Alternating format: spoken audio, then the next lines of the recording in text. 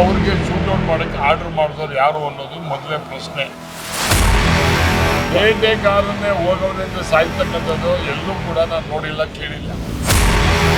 100% ಸರ್ಕಾರ ಅಮಾಯಕರ ಮೇಲೆ ಗುಂಡು ಹೊಡೆಸಿ ಕೊಲೆನ ಮಾಡಿರ್ತಕ್ಕಂಥದ್ದು. ನಮಸ್ಕಾರ ವೀಕ್ಷಕರೇ, ದಿ ಫೆಡರಲ್ ಕರ್ನಾಟಕದ ಸ್ಪೆಷಲ್ ಅಟ್ 7 PM ಕಾರ್ಯಕ್ರಮಕ್ಕೆ ಸ್ವಾಗತ. ನಾನು ವಿಜಯ್ ಜೊನ್ನಡಿ. ಅನೂರು ತಾಲೂಕಿನ, ಚಾಮರಾಜನಗರ ಜಿಲ್ಲೆಯ ಅನೂರು ತಾಲೂಕಿನ ಕಾವೇರಿ ವನ್ಯಧಾಮ ಅರಣ್ಯ ಪ್ರದೇಶದಲ್ಲಿ ನಡೆದಂತಹ ಗುಂಡಿನ ದಾಳಿಗೆ 3 ಶಂಕಿತ ಬೇಟೆಗಾರರು ಮೃತಪಟ್ಟಿರುವಂಥದ್ದು ಈಗ ದೊಡ್ಡ ಮಟ್ಟದ ರಾಜಕೀಯ ಜಟಾಪಟಿಗೆ ಕಾರಣ ಆಗಿರುವಂಥದ್ದು. ವಿಧಾನಸಭೆಯಲ್ಲಿ ಇವತ್ತು ಪ್ರತಿಪಕ್ಷಗಳು ಸರ್ಕಾರದ ವಿರುದ್ಧ ಮುಗಿಬಿದ್ದವು. ರೈತರು ಇವರು ಗುಂಡೇಟಿಕ್ಕಿ ಕೊಂದಿದ್ದಾರೆ ಅನ್ನುವಂಥ ಆರೋಪವನ್ನು ಮಾಡಿದ್ರು ಪ್ರತಿಪಕ್ಷ ಸದಸ್ಯರು. ಈ ಸಂಬಂಧಪಟ್ಟಂತೆ ಮಾತಾಡೋಕ್ಕೆ JDSನ ಹಿರಿಯ ಶಾಸಕರಾದಂಥ ಮಾಜಿ ಸಚಿವರಾದಂಥ ಮಂಜು ಅವರಿದ್ದಾರೆ. ಮಂಜು ಅವರ ಕಾರ್ಯಕ್ರಮಕ್ಕೆ ಸ್ವಾಗತ. ಈಗ ಅಲ್ಲಿ ನಡೆದಿರುವಂಥ ಘಟನೆಯನ್ನು ತಾವು ಯಾವ ರೀತಿ ನೋಡ್ತೀರಾ? ಒಂದು ಗೊಂದಲ ವಿಚಾರಗಳನ್ನು ನಾವು ಕಂಡುಬರ್ತದೆ.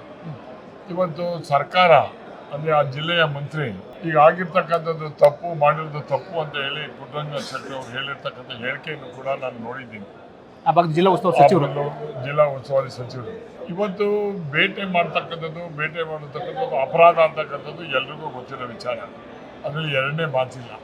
ಬೇಟೆ ಮಾಡಿದಂಥ ಸಂದರ್ಭದಲ್ಲಿ ಅವರನ್ನ ಹುಡುಕೊಂಡು ಹೋಗಿ ಇವರು ಎಷ್ಟು ಮಟ್ಟಿಗೆ ಯಾರು ಅವ್ರಿಗೆ ಶೂಟೌಟ್ ಮಾಡೋಕ್ಕೆ ಆರ್ಡರ್ ಮಾಡಿದವ್ರು ಯಾರು ಅನ್ನೋದು ಮೊದಲೇ ಪ್ರಶ್ನೆ. ಜೊತೆಗೆ ಅವ್ರಿಗೆ ಶೂಟೌಟ್ ಮಾಡಿ ಸತ್ತ ಮೇಲೆ ಅವರನ್ನ ಅಲ್ಲಿಂದ ತೆಗಿಬೇಕಾದ್ರೆ ಅದರಲ್ಲಿ ಮಾರ್ಕ್ ಮಾಡಿ ಇದನ್ನು ಮಾಜರ್ ಮಾಡಿ ಎಲ್ಲ ಮಾಡ್ಕೊಂಡು ಹೋಗ್ಬೇಕು. ಏನು ಮಾಜರು ಮಾಡ್ದಲ್ಲ, ಏನು ಮಾಡ್ದಲ್ಲೇ ಏಕಾಗಿ ತಗೊಂಡೋಗ್ತಕ್ಕಂಥದ್ದು ಆ ಇಲಾಖೆಯ ನಿಜವಾಗಿ ಮಾಡಿದಂಥ ತಪ್ಪು, ಅನುಮಾನ ಕಾರಣ ಆಗುತ್ತೆ. ಜೊತೆಗೆ ಮೊದಲು ಮಂತ್ರಿಗಳು ರಾಮಲಿಂಗಾರೆಡ್ಡಿ ಅವರು ಮಂತ್ರಿಯವರು ಹೇಳ್ತಾರೆ 4 ಬ್ಯಾಗು ಮಾಂಸ ಇತ್ತು ಅಂತ ಒಂದು ಹೇಳಿಕೆಯನ್ನು ಕೊಟ್ಟಿರ್ತಾರೆ. ಈಗ ಬರ್ತಾ 2 ಬ್ಯಾಗಿಗೆ ಅಂತ ಬಂದಿದೆ. ಇದನ್ನ ಮಂತ್ರಿಗಳ ಹೇಳಿಕೆಗಳನ್ನ ನೋಡ್ತಾ ಬಂದಾಗ ಅಧಿಕಾರಿಗಳು ಮಂತ್ರಿನ ದಾರಿ ತಪ್ಪಿಸ್ತಾ ಇದೆ ಅಂತಕ್ಕಂಥದ್ದು ಎದ್ದು ಕಾಣಿಸ್ತದೆ. ನನಗೆ ಗೊತ್ತಿರೋ ಹಾಗೆ ಈ ಮಂತ್ರಿಯವರಿಗೆ ಅವ್ರು ಏನು ಹೇಳ್ಕೊಟ್ಟವ್ರೆ, ಬೆಳಿಗ್ಗೆ ಒಂದು ಹೇಳ್ತಾರೆ ಸಾಕು. ಯಾಕೆಂತಂದರೆ ಅಲ್ಲಿ ಮಾಲತಿ ಪ್ರಿಯಾ ಅಂತೇಳಿ CCF ಅವ್ರು ಹೋಗೋದೇ ಇಲ್ಲ, ಆಫೀಸ್ಗೆ ಹೋಗಿಲ್ಲ, ಗೊತ್ತೇ ಇಲ್ಲ. ಅವ್ರ ಯಜಮಾನರು ಕೂಡ ಆ ಇಲಾಖೆಯ ರಮೇಶ್ ಕುಮಾರ್ ಅಂತೇಳಿ ಅವರು ಮೈಸೂರ CCF. ಇವರಿಬ್ಬರು ಕೂಡ ಆಫೀಸ್ಗೆ ಹೋಗಲ್ಲ, ಏನೂ ಇಲ್ಲ. ಇವ್ರಿಗೆ ಹೆಂಗೆ ಗೊತ್ತಾಗ್ತದೆ ಅಂತಕ್ಕಂಥದ್ದು ನನ್ನ ಪ್ರಶ್ನೆ. ಇವತ್ತು ಅಮಾಯಕರನ್ನ ಗುಂಡಿಟ್ಕೊಳ್ತಕ್ಕಂಥದ್ದು ಎಲ್ಲೂ ಕೂಡ ಇದಿಲ್ಲ. ಶೂಟೌಟ್ ಮಾಡೋದು ಯಾರಿಗೆ? ಭಾರಿ ಅಪರಾಧ ಮಾಡಿ ಸಿಕ್ಕದಲ್ಲೇ ತೊಂದರೆ ಕೊಡ್ತಾ ಇರ್ತಕ್ಕಂಥ ಶೂಟೌಟ್ ಮಾಡೋಕ್ಕೆ ಪರ್ಮಿಷನ್ ತಗೊಂಡು ಕೊಡಬೇಕು, ಅಥವಾ ಪ್ರಾಣ ರಕ್ಷಣೆ ಮಾಡ್ತಕ್ಕಂಥ ಕೊಡಬೇಕು. ಇವರೇನು ಇದೇನಿಲ್ಲ.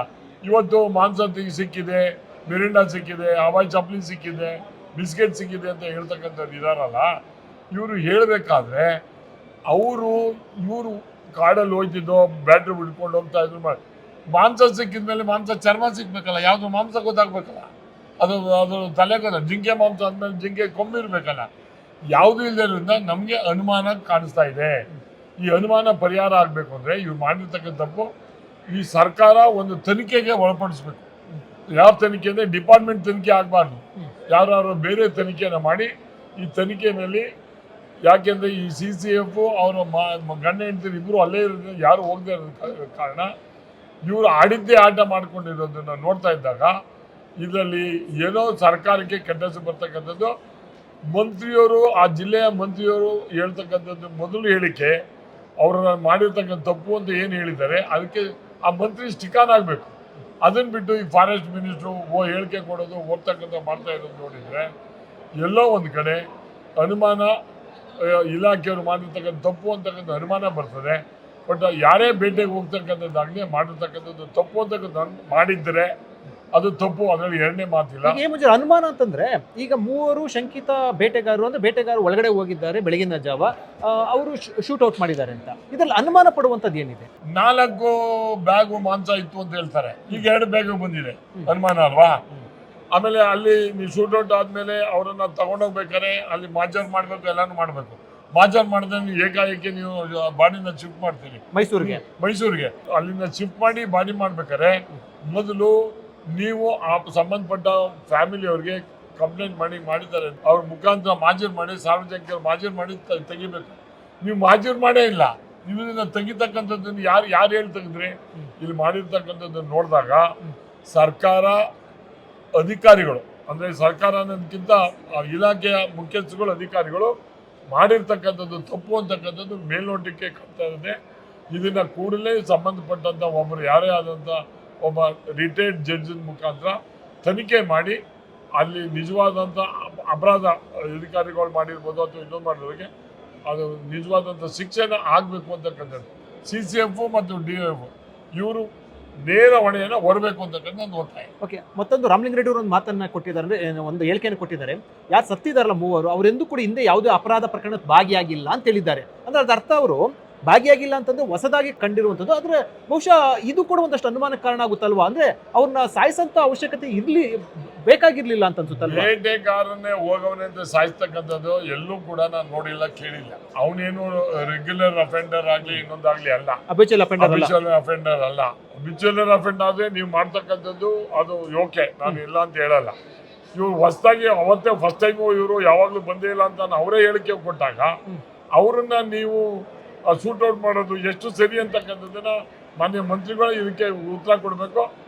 ಈಗ ಕೂಡಲೇ ಈಗ ಅಧಿಕಾರಿಗಳು ನೀವು ಸಸ್ಪೆಂಡ್ ಮಾಡೋದು ಇನ್ನೊಂದು ಮಾಡೋದಕ್ಕಿಂತ ಈ CCF DCF ಫಾರೆಸ್ಟ್ಗೆ ಹೋಗಲಿಲ್ಲ, ಅವ್ರ ಮೇಲೆ ಮೊದಲು ಸಸ್ಪೆಂಡ್ ಮಾಡಿ ಎನ್ಕ್ವೈರಿ ಮಾಡಬೇಕು, ಆಮೇಲೆ ಮುಂದಿನ ಕ್ರಮ.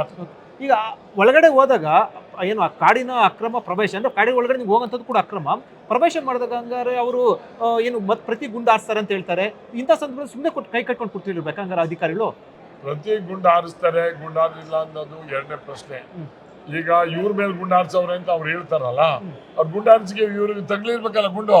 ಇವ್ರಿಗೂ ಅವರ ಸತ್ತವ್ರಲ್ಲ ಹಂಗೆ ಅವರು ಅದರಲ್ಲಿ ಗುಂಡು ಅಂತಂದ್ರೆ ಇದಿರೋ ಚಿಲ್ಲದು ಇವ್ರಿಗೆ ಏನಾದ್ರು ತಗ್ಲಿರ್ಬೇಕಲ್ಲ, ಇವ್ರಿಗೇನೂ ತಗ್ಲಿಲ್ಲ.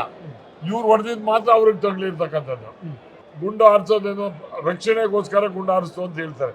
ರಕ್ಷಣೆ ಏನು ಅವ್ರು ಇವ್ರ ಮೇಲೆ ಗುಂಡು ಹಾರಿಸಿದ್ದೆ ಅನ್ನೋದಕ್ಕೆ ಇವ್ರು ಹಾಸ್ಪಿಟ್ಲಲ್ಲಿ ದಾಖಲೆ ಹಾಕಬೇಕು, ಅಲ್ಲಿ FIR ಅವ್ರಿಗೆ ಪ್ರಥಮ ಚಿಕಿತ್ಸೆ ಮಾಡಬೇಕು. ಹೌದು ಗುಂಡು ತಗಲಿದೆ ಅಂತಕ್ಕಂಥದ್ದು ಇಲ್ಲಿ ಎಲ್ಲಿ ಬಂದೇ ಇಲ್ವಲ್ಲ ಇಲ್ಲಿ. ಏನಾಗಿರ್ಬೋದು ಇದರಿಂದ? ಅಂದ್ರೆ ಬೇರೆ ಉದ್ದೇಶ ಇದೆ ಅಂತ ಅನ್ಸುತ್ತಾ? ನೋಡಿ, ಇದರಲ್ಲಿ ನಾನು ಕಾಡ್ಗೆ ಹೋಗೋದು ತಪ್ಪು ಅಂತ ಮೊದಲೇ ಹೇಳಿದ್ದೀನಿ. ಹೋಗಿದ್ದು ಇದನ್ನ ಏನಾದ್ರು ಮಾಡಿದ್ರೆ ಆ ಥರ ಮಾಡಿದ್ರೆ ಘೋರವಾಗಿ ಅವ್ರನ್ನ ಕೊಲ್ತಕ್ಕಂಥದ್ದಿದೆಯಲ್ಲ ಮಹಾಪರಾಧ. ಅದರಲ್ಲಿ ಏನು ದೊಡ್ಡ ಏನೋ ಒಂದು ಇದನ್ನು ಏನಿಲ್ಲ. ಅಥವಾ ಯಾರೋ ಏನೋ ಗೊತ್ತಿರಂತ ವೀರಪ್ಪನ್ ಇರ್ಬೋದು ಅಂತವ್ರಿಗೆ ಗುಂಡು ಹೊಡೆದವ್ರೆ ಮಾಡವ್ರೆ ಅಂತಂದ್ರೆ ಒಪ್ಕೋಬಹುದು. ಫಸ್ಟ್ ಟೈಮ್ ಹೋಗವ್ರೆ ಇವರು ರೆಗ್ಯುಲರ್ ಅಫೆಂಡರ್ ಅಂತ ನೀವೇ ಹೇಳ್ತಿರಲ್ಲ, ಅದ ಅಂತ ಹೇಳಿದ್ಮೇಲೆ ನೀವು ಇದನ್ನ ನೇರವಾಗಿ ಗುಂಡು ಹಾರಿಸಕ್ಕಂಥದ್ದು ಎಷ್ಟು ಸರಿ ಅಂತ ನೀವೇ ಪ್ರಶ್ನೆ ಮಾಡ್ಕೋಬೇಕು ಅಂತ ಹೇಳಿ. ಅಂದ್ರೆ ಇದು ಒಂದು ರೀತಿಯಲ್ಲಿ ಕೊಲೆ ಅಂತ ಹೇಳ್ಬೋದು. 100ಕ್ಕೆ 100 ಸರ್ಕಾರ ಅಮಾಯಕರ ಮೇಲೆ ಗುಂಡು ಹೊಡೆಸಿ ಕೊಲೆನ ಮಾಡಿರ್ತಕ್ಕಂಥದ್ದು ನಿಜ ಅಂತಕ್ಕಂಥದ್ದು ನಾವು ಸರ್ಕಾರ ಒಪ್ಕೋಬೇಕು. ಅದು ಕೂಡ ಈಗಿದ್ದು ಹೊಣೆ ಯಾರು ಹೊರಬೇಕು? ಅಂದ್ರೆ ನಿಮ್ಗೆ ಅರಣ್ಯ ಸಚಿವರು ಹೊಣೆ ಹೊರಬೇಕು, ಅಧಿಕಾರಿಗಳು ಹೊಣೆ ಹೊರಬೇಕಾ? ನನಗೆ ಅರಣ್ಯ ಸಚಿವರು ಏನು ಮಾಡೋಕ್ಕಾಗಲ್ಲ, ಇದನ್ನ ಅಧಿಕಾರಿಗಳು ಹೊಣೆ ಹೊರಬೇಕು. ಈಗ ಅವರು ಶೂಟೌಟ್ ಮಾಡೋದಕ್ಕೆ ಇವರೇನೋ ಪರ್ಮಿಷನ್ ಕೊಟ್ಟಿದ್ದಾರ. ಈಗ ಬೇಟೆಗಾರರು ಬಂದಾಗ ಶೂಟೌಟ್ ಮಾಡಿ ಅಂತ ಹೇಳಿ ಅಧಿಕಾರಿಗಳು ಏನಾದ್ರು ಅವ್ರಿಗೆ ಆರ್ಡರ್ ಮಾಡಿದಾರ? ಅದೇನಾದ್ರು ಇದ್ರು ಹೇಳ್ಬೇಕಲ್ಲ ಅವರು. ತಮಿಳ್ನಾಡು CM ಬೇರೆ ಪ್ರತಿಕ್ರಿಯೆ ಕೊಟ್ಟಿದ್ದಾರೆ. ತಮಿಳ್ನಾಡು CM ಅವರು ತಮಿಳ್ನವರು ಅಂತ ಹೇಳಿ ಅವರ ಇದು ಅಂತ ಹೇಳಿದ್ರು. ಅದು ಅಲ್ಲದೆ ಎಲ್ಲಾ ಸತ್ತಿರೋರು ಕ್ರಿಶ್ಚಿಯನ್ಸೇ, ವ್ಯವಸಾಯಗಾರರವರು, ಆ ಭಾಗದ ವ್ಯವಸಾಯಗಾರರು ಕ್ರಿಶ್ಚಿಯನ್ಸೇ ತಂದಿರ್ತಕ್ಕಂಥ ರೈತರು ಅವರು. ಅದು ನಿಜವಾಗಿ ಕಷ್ಟಪಟ್ಟು ಇದು ಮಾಡಿ. ನನಗೆ ಇದರಲ್ಲಿ ನೋಡ್ತಕ್ಕಂಥದ್ದು ನೋಡಿದ್ರೆ ಎಲ್ಲೋ ಒಂದು ಕಡೆ ಅಧಿಕಾರಿಗಳು ಒಂದು ಕುಮ್ಮಕ್ಕಿದೆ ಅಂತಕ್ಕಂಥದ್ದು ನನಗೆ. ಇದರಿಂದ ಬೇರೆ ಏನು ಉದ್ದೇಶ ಇರ್ಬೋದು? ಸಮಗ್ರ ತನಿಖೆ ಆದ್ರೆ ಗೊತ್ತಾಗುತ್ತೆ ಅನ್ಸುತ್ತಲ್ವಾ? 100ಕ್ಕೆ 100 ಸಮಗ್ರ ತನಿಖೆ ಆದ್ರೆ ಇದರಲ್ಲಿ ವಿಚಾರ ಗೊತ್ತಾಗುತ್ತೆ. ಅಥವಾ ದ್ವೇಷ ಇತ್ತ ಏನು ಅನ್ನೋದು ಗೊತ್ತಾಗ್ಬೇಕಾದ್ರೆ ನಿಜವಾದಂಥ ತನಿಖೆ ಆಗಬೇಕು. ತನಿಖೆ ಆಗೋವರೆಗೆ CCF DCF ಅವರ ಇಲಾಖೆ ಅಧಿಕಾರಿಗಳು ಎಲ್ಲರೂ ಸಸ್ಪೆಂಡ್ ಮಾಡಬೇಕು ಅನ್ನೋ ಒತ್ತಾಯ. ಈಗ ಅದು ಪರಿಹಾರಕ್ಕೆ ಅಂದ್ರೆ ಕುಟುಂಬ ಈಗ 3 ಕುಟುಂಬಸ್ಥರು ಕೂಡ ಬೀದಿ ಪಾಲ್ ರೀತಿಯಲ್ಲಿ ಬಂದಿರುವಂತದ್ದು, ಕುಟುಂಬಕ್ಕೆ ಪರಿಹಾರ ಮತ್ತೊಂದೆಲ್ಲ ಕೊಡಬೇಕಾಗುತ್ತಲ್ವಾ? ಕೊಟ್ಟರು ಕೂಡ ಜೀವ ಪರಿಸ್ಥಿತಿ ಏನಾಗುತ್ತೆ? ಈಗ ಸರ್ಕಾರ ಸತ್ತ ಮೇಲೆ ಫಾರೆಸ್ಟ್ ಒಳಗೆ ಕೊಡ್ತಕ್ಕಂಥದ್ದು ಪರಿಹಾರ ಕೊಡ್ತಕ್ಕಂಥದ್ದು ಅದು ಇದ್ದೇ ಇದೆ. ಆನೆ ತುಳಿದಕ್ಕೂ ಬೇಕಾದರೂ ಕೊಡ್ತಾರೆ. ನಾನು ಹೇಳೋದು, ಇವರು ಈ ಶೂಟೌಟ್ ಮಾಡಿದ್ಮೇಲೆ ಪರಿಹಾರ ಯಾಕೆ ಘೋಷಣೆ ಮಾಡಬೇಕು? ಒಂದು ಅಕ್ರಮ ಅನ್ನೋದಾದ್ರೆ ಈಗ ಆ ತರ ಕೊಡಕ್ ಪ್ರಾವಿಷನ್ ಇಲ್ಲ ನನ್ನ ಪ್ರಕಾರ. ಇವರು ಹೊಡೆದ್ಬಿಟ್ಟು ಮಾನವೀಯತೆ ಅಂತ ಹೊಡೆದು ಸಾಯಿಸ್ಬಿಟ್ಟು ಮಾನವೀಯತೆ ಹೆಂಗ್ ಬರ್ತದೆ? ಎಲ್ಲೋ ಒಂದ್ ಕಡೆ ತಪ್ಪಾಗಿದೆ ಒಪ್ಕೊಂಡಂಗಾಯ್ತಲ್ಲ. ಅನಿಮಲ್ ಇಂದ ಏನಾದ್ರು ಸತ್ತರೆ ಆಗ ಪರಿಹಾರ ಕೊಡ್ತಕ್ಕಂಥದ್ದು ಕರೆಕ್ಟ್.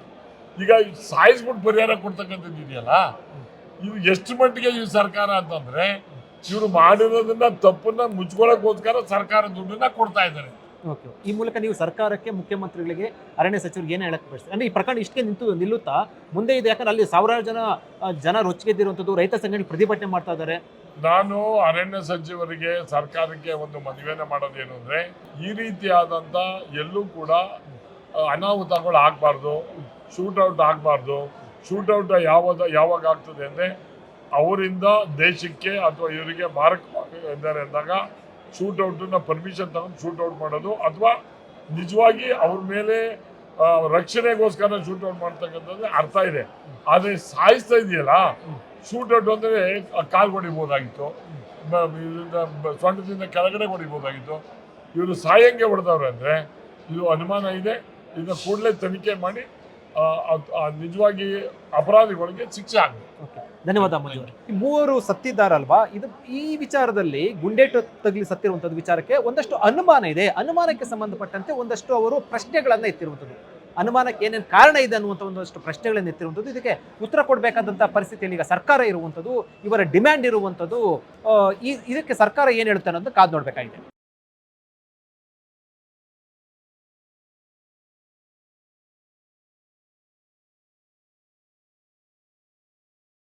ಸುದ್ದಿ ಅಪ್ಡೇಟ್ಗೆ ಈಗಲೇ the federal Karnataka YouTube page ಅನ್ನು ಸಬ್ಸ್ಕ್ರೈಬ್ ಮಾಡಿ.